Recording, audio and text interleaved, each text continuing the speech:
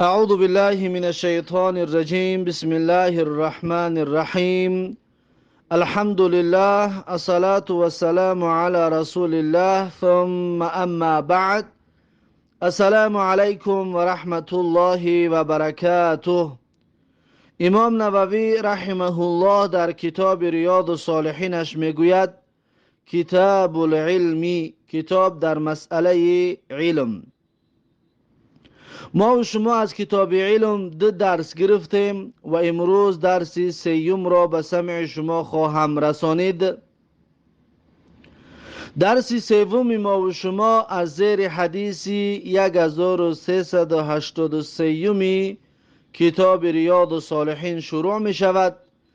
امام نووی رحمه الله در زیر حدیث 1383 کتاب ریاض الصالحینش می گوید و عنه قال، یعنی از ابو هریره رضی الله عنه روایت است که گفت سمعت رسول الله صلی الله علیه و سلم یقول. ابو هریره رضی الله عنه میگوید از رسول الله صلی الله علیه و سلم شنیدم که میگفت الدنیا ملعونه، یعنی دنیا نفرین شده هست. ملعون ما فیها، همچنین نفرین شده هست هر آن چیزی که در دنیا می باشد. الا ذکر الله تعالی، مگر ذکر الله سبحانه و تعالی نفرین شده نیست. و ما والاه، و هر آن چیزی که مانندی ذکر الله جل جلاله هست به مثل اطاعت کردن الله سبحانه و تعالی، پس اینها هم همچنین نفرین شده نمی باشد. و عالما، یا هر کسی که عالم هست پس عالم هم نفرین شده نیست. او متعلم، یا تعلیم گیرنده، تعلیم گرفتن همچنین نفرین شده نمی باشد.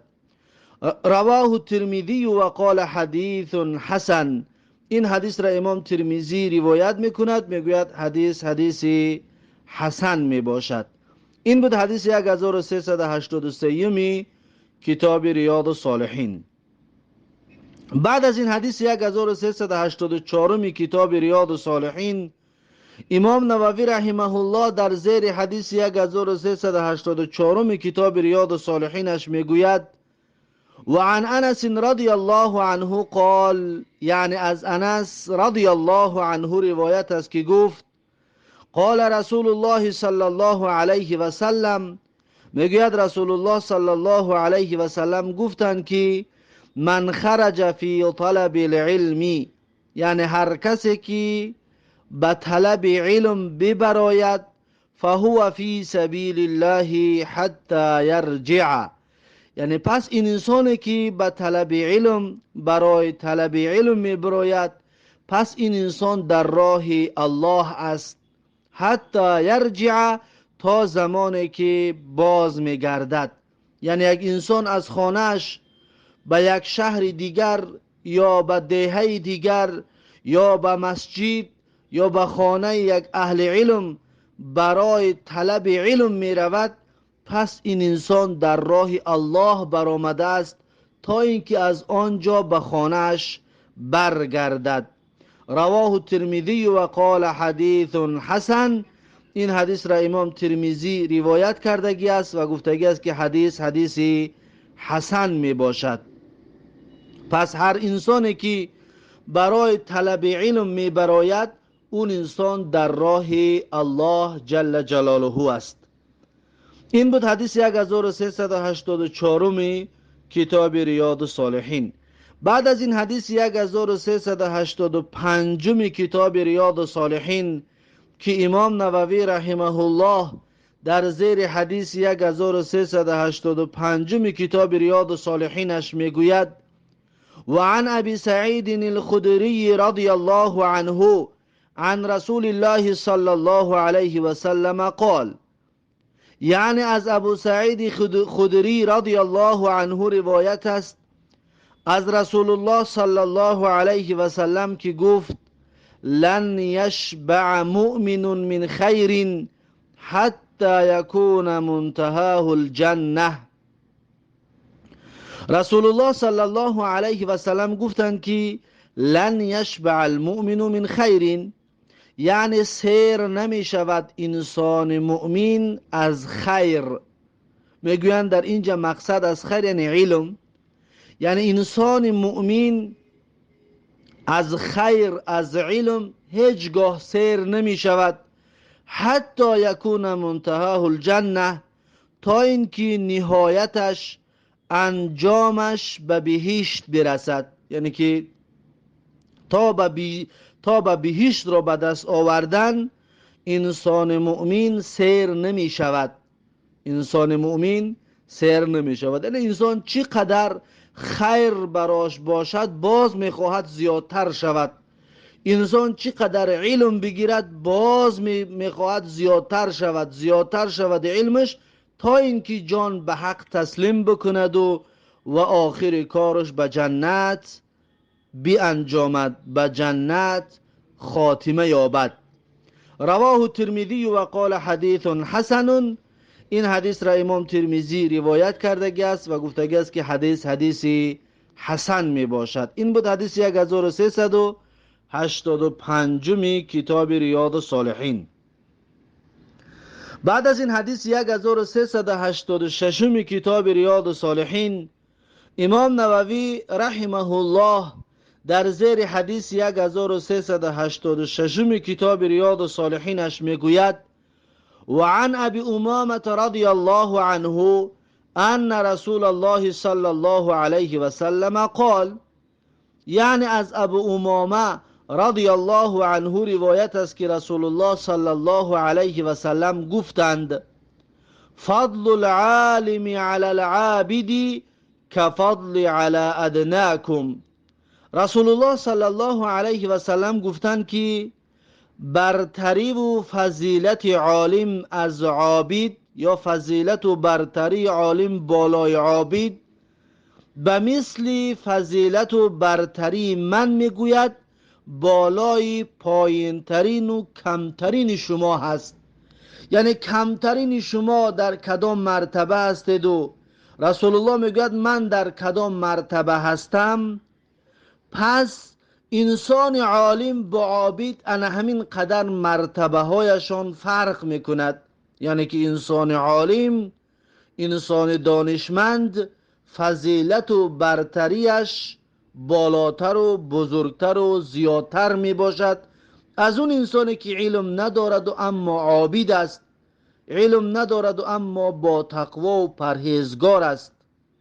ثم قال رسول الله صلی الله علیه و سلم، پس میگه رسول الله صلی الله علیه و سلم درباره فضیلت عالم و اهل علم و فضیلت علم گفتند که ان الله و ملائکته، رسول الله گفتند هر آینه الله و ملائکه های الله و اهل السماوات والارض، یعنی مردم و ساکنان آسمان و زمین، آن مخلوقایی که در آسمان هستند و آن مخلوقایی که در زمین هستند، حتی النملة فی جحرها، حتی مرچه در لانش، در خانهش، و حتی الحوت، و حتی ماهی ها در داخل آبها، لیصلون علی معلم الناس الخیر. رسول الله میگویند صلوات میفرستند اینها همه، یعنی الله و ملائکه، ساکنان آسمان و زمین، مرچه ها و ماهی ها، همه اینها صلوات میفرستند علی معلم الناس الخیر، یعنی بر آموزندگانی که مردم را خیر و نیکی را می آموزانند. پس صلوات میفرستند، درود میفرستند، یعنی طلب مغفرت میکنند، دعا میکنند. اینها همه در حق عالم، در حق اون کسی که دیگران را تعلیم میدهد، در حق اون کسی که برای دیگران حلال و حرام را می آموزاند، و در حق کسی که درس میدهد دیگران را اینها همه درود میفرستند، دعا میکنند، طلب مغفرت میکنند برای انسانی که مردم را درس میدهد، مردم را حلال و حرام را می آموزاند. رواه الترمذی و قال حدیث حسن. این حدیث را امام ترمذی روایت کردگی است و گفتگی است که حدیث حسن می باشد. پس این از فضیلت و برتری علم و انسانی که خیرخواه و آموزنده دیگران هست. این بود حدیث 1386 کتاب ریاض الصالحین. بعد از این حدیث 1387 کتاب ریاض الصالحین، امام نووی رحمه الله در زیر حدیث 1387 کتاب ریاض الصالحینش میگوید: و عن ابی الدرداء رضی الله عنه قال، یعنی از ابو درداء رضی الله عنه روایت است که گفت: سمعت رسول الله صلی الله علیه و سلم یقول، ابو درداء میگوید رسول الله صلی الله علیه و سلم را شنیدم که میگفت: من سلک طریقا یبتغی فیه علما سهل الله له طریقا الی الجنه.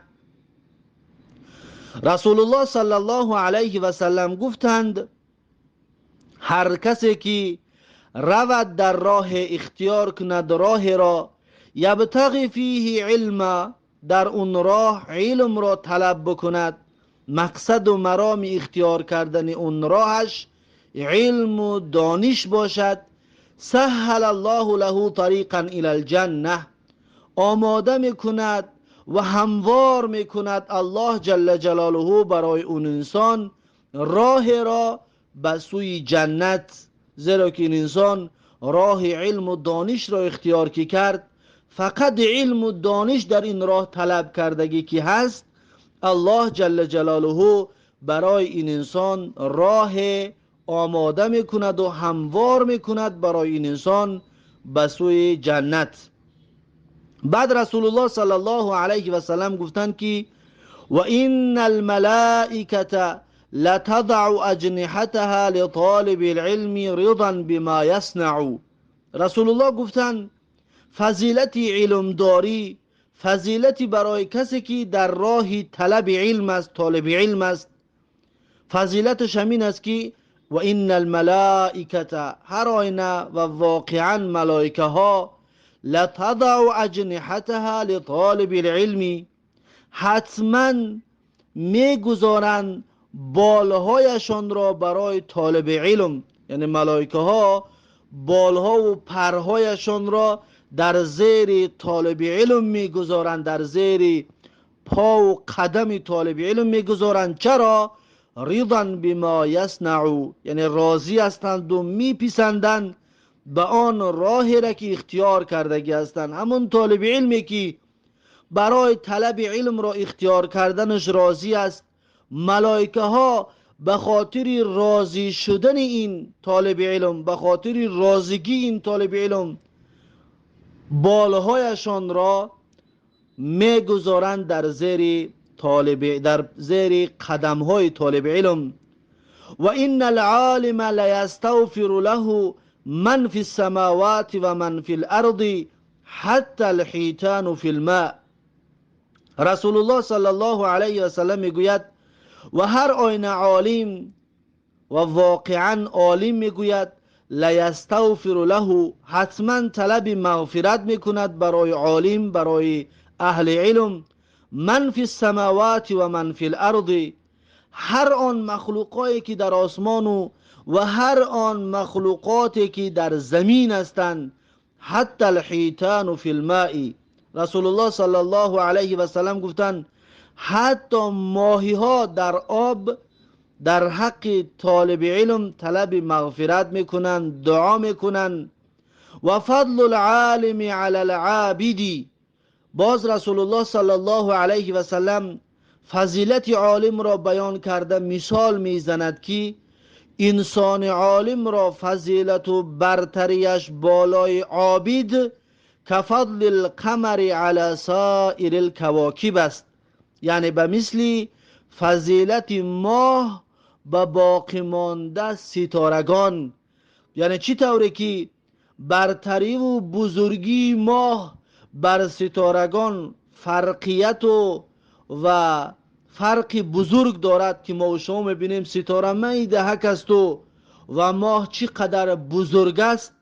پس عالم را فضیلتش از انسانی که با تقوا و پرهیزگار و عابد و عبادت کننده الله است، انا همین قدر فرقیت دارن برتری و جایگاه هایشان. رسول الله صلی الله علیه و سلم بعد از این میگوید همچنین از فضیلت عالم و ان العلماء ورثة الانبیاء، یعنی عالمان وارثان و میراثبران پیغمبران علیهم السلام می باشد. و ان الانبیاء لم یورثوا دینارا ولا درهما. رسول الله صلی الله علیه و سلم میگویند پیغمبران به ارث نگذاشتند دینار و درهم را، یعنی خانه و قصر و مال و ملک پیغمبران میراث نگذاشتند. و انما ورثوا العلم و انما ورثوا العلم، میگه هر آینه ارث گذاشتن، میراث گذاشتن پیغمبران علیهم السلام علم را بس. پس میراث پیغمبران این علم می باشد.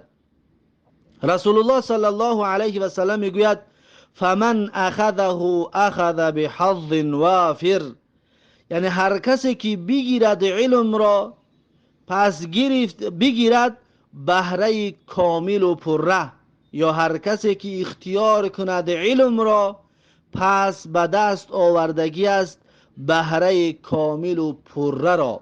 یعنی که از مال و ملک، از قصر و دینار و درهم و دلار و سامانی و روبل و یورو و از تمام طلا و نقره و دارایی دنیا، از همه اینها در علم بهتر و خوبتر و پرفضیلتتر و بالاتر می باشد جایگاهش، که رسول الله میگوید فمن اخذه، پس هر کسی که علم را اختیار کرد، علم را از پیغمبران به ارث برد، میراث قبول کرد، اخذ بحظ وافر، پس این انسان گرفته است، به دست آورده است بهره کامل و پره را.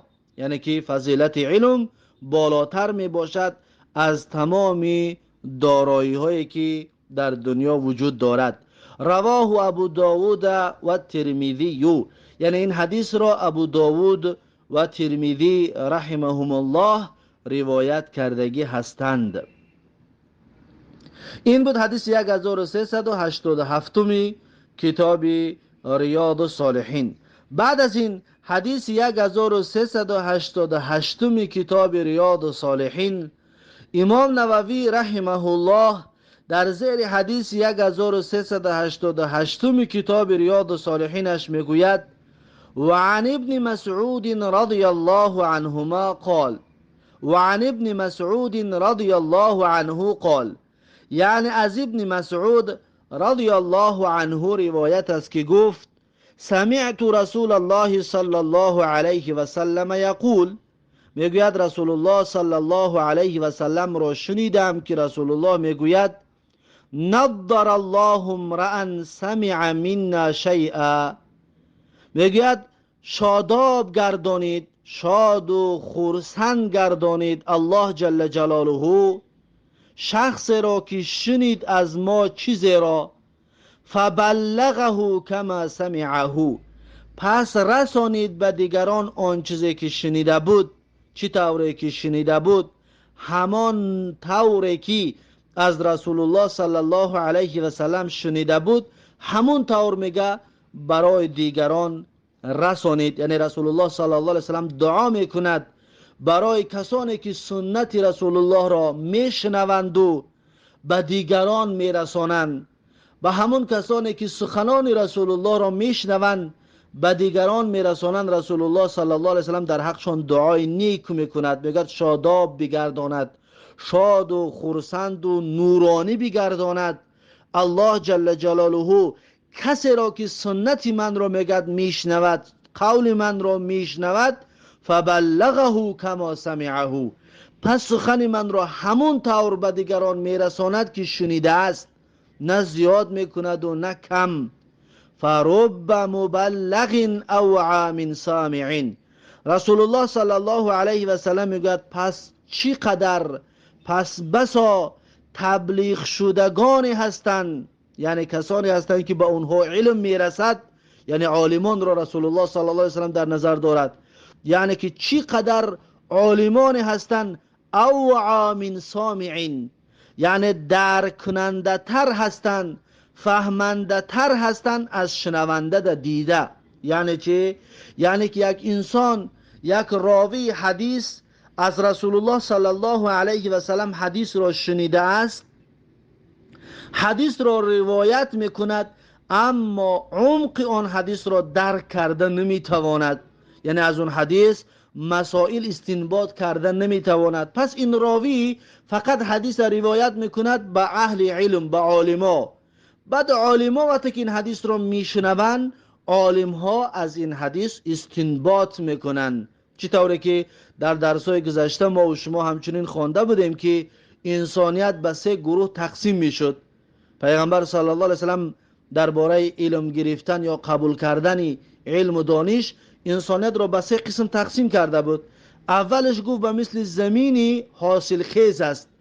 این زمین حاصل خیز وقتی که براش باران که میآید، علم میآید، روایت حدیث که میآید، این برای خودش میگیرد و از این استنباط میکند، از این مسائل را میبرارد.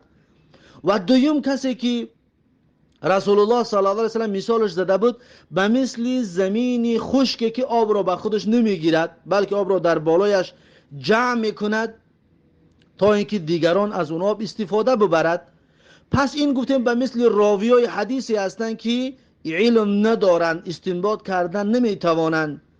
پس حدیث را روایت میکند، بعد اون حدیث را عالما میگیرند و از اون حکم استنباط میکند. به مثل که آب را زمین نگه میدارد و زراعتگران و دهقانان از اون آب میگیرند و زمیناشون از زراعتاشون آب میدهند و برای زراعتاشون استفاده میبرند. به مثل همین اون راویای حدیث را روایت میکنند و این عالمان اون حدیث را شنیده از آن استنباط احکام میکنند.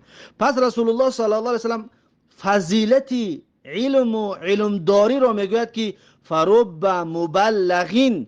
پس چقدر انسانهای تبلیغ شدگان هستند، کسانی هستند که به اونها روایت حدیث میرسد، اوعى من سامع، درک کننده تر، فهمنده تر هستند، خوبتر میفهمند اون حدیث را از شنونده در دیده. یعنی که یک انسان، یک راوی حدیث را از رسول الله شنیده است اما حکم را استنباط کرده نمیتواند، وقتی در عالم این حدیث یا به عالم این حدیث که میرسد، پس این عالم از این حدیث چقدر مسائل شرعی را استنباط و میبرارد از این حدیث فواید زیاد را. این بود حدیث 1388 کتاب ریاض الصالحین که رواه ترمذی و قال حدیث حسن صحیح. این حدیث را امام ترمذی روایت کرده است و گفته است که حدیث حسن صحیح می باشد. بعد از این حدیث 1389 کتاب ریاض الصالحین که امام نووی رحمه الله در زیر حدیث 1389 کتاب ریاض الصالحین میگوید و عن ابی هریره رضی الله عنه قال، یعنی از ابو هریره رضی الله عنه روایت است که گفت قال رسول الله صلی الله علیه و سلم. ابو هریره رضی الله عنه میگوید رسول الله صلی الله علیه و سلم گفتند که من سئل عن علم فکتمه، هر کسی که پرسیده شود درباره مسئله از علم، کدام مسئله را بپرسند، فکتمه، پس اون انسان اون مسئله را میدانست و اما کتمان علم کرد، پنهانش کرد، پس الجم یوم القیامت بلجام من نار. رسول الله صلی الله علیه و سلم میگوید لجام کرده می شود اون انسان در روز قیامت به لجامی که از آتش دوزخ است. یعنی این انسان عالمی که از یک مسئله پرسیده می شود براش، این انسان اون مسئله را توضیح نمی دهد، بیان نمی کند، پنهان اون حکم می کند. این عالم را میگوید در روز قیامت الله جل جلاله با لجامی که اون لجام از آتش دوزخ آماده شده است لجامش میکند. یعنی چی؟ یعنی که انسان وقتی که یک مسئله در معلومات دارد، وقتی دیگر را سوالش میکنن باید اون انسان جواب بدهد، اون مسئله را پنهان نکند، اگر به شرطی که بالای سرش مشکلی نمی آید، یا که در اینجا اون انسانی که واقعا میخواهد که این مسئله را بفهمد، یعنی واقعا میخواهد بفهمد، نه اینکه برای امتحان، زیرا که مثلا بسیار تکفیری های خبیثی هستند برای امتحان کردن طالب علم و برای امتحان کردن عالمان و اهل علم سوال میکنن، اصلا خودشون میدونن اما سوال میکنن طالب علم را. پس این طالب علم اختیار دارد، میفورد جواب بدهد، اگر که مشکلی بالای سرش نمیآید جواب بگوید، اما مشکل است یا نخواهد جواب نگوید. چرا؟ زیرا که اون میداند و برای امتحان سوال کرده ایستاده است. یا یک مسئله را یک سوال میکند نمیداند، اما جواب اون بالای جواب دهنده مشکلی ایجاد میکند، این انسان هم حق دارد که جواب نتید، موافق شریعت حق دارد جواب نتید. این حدیث پیغمبر صلی الله علیه وسلم که من سئل عن علم فکتمه، هر کسی درباره یک مسئله پرسیده شود پس اون انسان اون مسئله را پنهان بکند، الجم یوم القیامت بلجام من نار، یعنی که لجام کرده می شود در روز قیامت به لجامی که از آتش دوزخ آماده شدگی هست. این برای کسی هست که یک مسئله را میداند، جوابش اگر مشکلیش ندارد اما پنهان اون حکم میکند، پس این انسان شامل این حکم می شود، یعنی که شامل این عذاب و دهشت می شود. اما گفتیم کسانی که میدانند سوال میکنند جوابشان را ندهیم گناهگار نمی شویم، در زیر این حدیث نمی درآییم. این آیت داریم که الله جل جلاله، یعنی دلیل من چی است که در زیر این حدیث نمی درآید؟ آیت داریم در سوره مائده آیت 42 است. الله جل جلاله یهود را صفت کرده میگویند که الله سبحانه و تعالی میگوید سماعون للکذب اکالون للسحت، یعنی که یهودیان فوق العاده بسیار و بسیار شنوایی خوب داشتند به دروغ، یعنی قبول میکردند دروغ را. یهود دروغ را بسیار دوست میدارند، دروغ را قبول میکردند. اکالون للسحت و فوق العاده حرام خور هستند. یهودان بسیار حرام خور هستند، حرام خوری عادی نه، فوق العاده، یعنی که بسیار و بسیار یهودیان حرامخور و دروغگو و دروغ قبول کننده و فوق العاده دروغ را میپسندند. اکنون الله جل جلاله صفت یهود را بیان کرد که این صفت را دارد. بعد از این الله میگوید فَإِنْ جَاءُوكَ فَاحْكُمْ بَيْنَهُمْ، یعنی اگر که نزد تو آمدن ای پیغمبر صلی الله علیه و سلم این یهودیان، فَاحْكُمْ بَيْنَهُمْ، پس تو ای پیغمبر اختیار داری که بین یهودیان همچنین حکم کنی، یعنی در حکم کردن، در سوالهایشان را جواب دادن ای رسول الله تو اختیار داری، سوالاشون جواب بده، او اعرض عنهم، یا روی گردان از سوالای اونها، سوالاشون جواب نده، حکمشان نکن. دیدین در اینجا الله جل جلاله اختیار داد برای پیغمبر. چرا؟ زیرا اینکه یهودیان میدانستند یا برای امتحان می اومدن سوال میکردن، پس از این حساب الله جل جلاله پیغمبر گفت اختیار داری، میخواهی جواب بگو، نمیخواهی جواب نگو. پس به مثل این همچنین آن کسانی که برای امتحان به مثل این تکفیری های خبیث می آیند و سوال میکنند طالب علم و اهل علم را، این طالب علم، این اهل علم حق دارد که جواب نگوید. یا مسئله مشکل آور هست، اگر سوال میشوی پس حق داری که جواب نگویی. زیرا که حدیثی داریم در بخاری از ابو هریره رضی الله عنه که حضرت ابو هریره رضی الله عنه میگه که من 3 ظرف علم میدانم، از این 3 ظرف یک تاش میگم، 2 تاش را اگر بگویم سرم زده میشود. پس این هم دلالت میکند که در بعض زمان و مکان بعض مسائل را حکم شه برای گفتن اگر بالات مشکل آورد میتونی که سکوت را اختیار کنی، باطل را ترویج نداده سکوت را اختیار کرده و سکوت کنی برات جایز است در بعض حالتها در بعض مسائل. این بود حدیث 1389 کتاب ریاض الصالحین، رواه ابو داود و ترمذی و قال حدیث حسن صحیح. این حدیث را ابو داود و ترمذی روایت کردگی است و گفتگی است امام ترمذی که این حدیث حدیث حسن صحیح می باشد.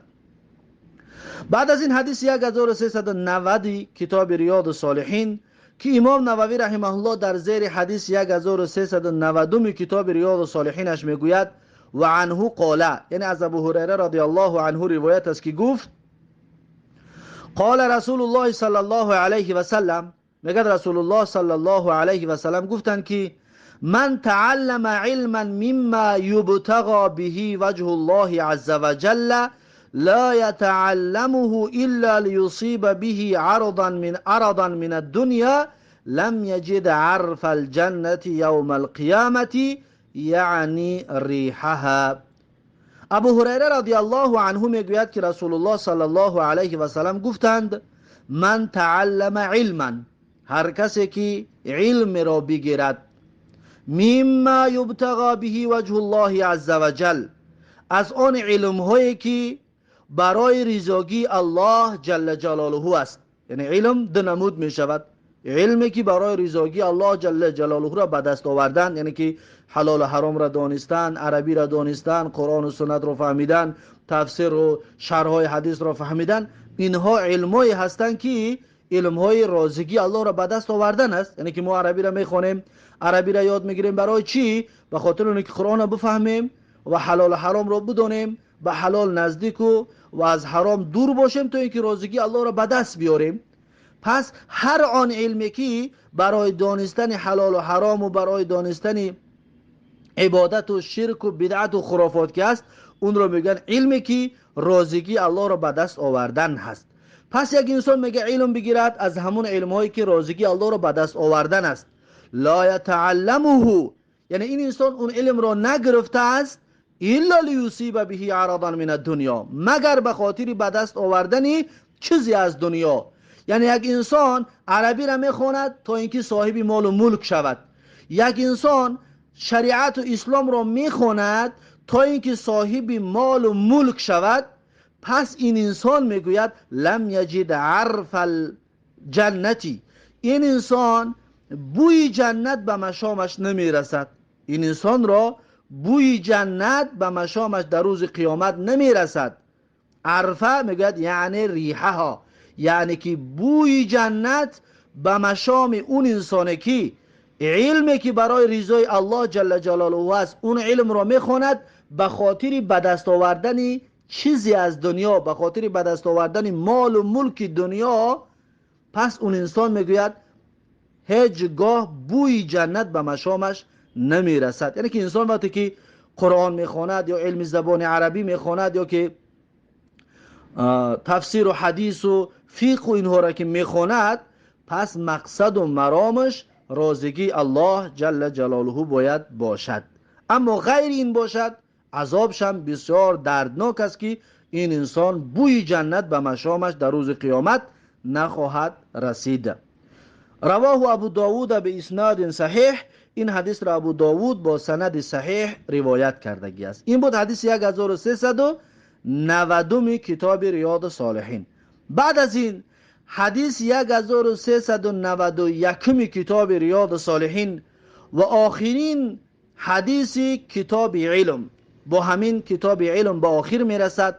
امام نووی رحمه الله در زیر حدیث 1391 کتاب ریاض الصالحینش میگوید و عن عبدالله ابن عمرو ابن العاص رضی الله عنهما قال، یعنی از عبدالله ابن عمرو ابن عاص رضی الله عنهما روایت است که گفت سمعت رسول الله صلی الله علیه و سلم یقول، عبدالله ابن عمرو ابن عاص رضی الله عنهما میگوید که از رسول الله صلی الله علیه و سلم شنیدم که رسول الله میگوید ان الله لا يقبض العلم انتزاعا ينتزعه من الناس، یعنی الله جل جلاله قبض کرده علم را نمیگیرد انتزاعا ينتزعه من الناس، یعنی گرفتن که کشیده بگیرد از مردم. الله جل جلاله از مردم علم را کشیده نمیگیرد، میگوید ولكن يقبض العلم بقبض العلماء، ولیکن الله جل جلاله میگیرد علم را از مردم با قبض کردن روح عالما. یعنی عالما مردن میگیرن، عالما وفات کردن میگیرن، پس علم از بین رفتن میگیرد. الله جل جلاله علم را از مردم با واسطه عالما میگیرد، عالما را از بین میبرد. حتی اذا لم یبق عالما، تا اینکه میگوید یعنی که این علم را از بردن به درجه میرسد که یگان عالم باقی نمیماند، یگان عالمی ربانی باقی نمیماند. اتخذ الناس رؤوسا جهالا، پس مردم پیشوایان و راهبران جاهل میگیرن برای خودشان. وقتی عالما که هم از بین رفتن، پس جای عالما را کی میگیرد؟ جاهلان و بیسوادان و گمراهان جایهای عالما را میگیرن. فسئلوا، پس اون پیشوایان و راهبران جاهل پرسیده میشوند در مسائل شرعی، در احکام دینی، از حلال و حرام. مردم نزد اون انسان جاهل، اون راهبر و اون پیشوای جاهل میرود، از اون پیشوای جاهل در مسئله دینی سوالش میکند، در مسئله دینی پرسانش میشود. فافتوا بغیر علم، اون انسان که اون پیشوای که اون راهبر جاهل که هست، مردم را فتوا میدهد بدون علم، مردم را به علم فتوا میدهد. فضلوا و اضلوا، پس گمراه هستند خود عالمان، خود اون مردم و پیشوایان و راهبرانی که جاهل ماندگی هستند، گمراه هستند، خودشان راه گم زده هستند. و اضلوا، و همچنین دیگران را راه گم میزنانند، دیگران را گمراه میکنند. یعنی که عالما هم از بین که رفتن، جایهای عالما را، مسجدها را، بالای منبرها را، قاضیات و مفتیات و همه اینها را کی به دست میارد؟ انسانهای جاهل. وقتی که مردم میرود از اینها مسائل شرعی را میپرسن، اینها جاهل که هستند به علم فتوا میدهند. به علم دیگه، علم که ندارد با علم فتوا بچید، به علم مردم را فتوا میدهند. خود اینها که جاهل هستند، گمراه هستند، باز مردم را هم این جاهلان و گمراهان گمراه میگردانند. متفق علیه، این حدیث حدیثی متفق علیه می باشد. این بود آخرین حدیث کتاب علم. با همین کتاب علم به آخر رسید. بعد از این کتاب نو شروع می شود کتاب حمد الله تعالی و شکره و صلات علی رسول الله صلی الله علیه و سلم. کتاب نوی که شروع می شود کتاب حمد و ستایش الله جل جلاله و شکرگزاری الله جل جلاله و صلات و صلوات بر پیغمبر صلی الله علیه وسلم و صلات و سلام بر رسول الله و درود فرستادن بر رسول الله صلی الله علیه و سلم. که این کتاب نو است و درس آینده ان شاء الله این کتاب را، یا از درس آینده این کتاب را شروع خواهیم کرد.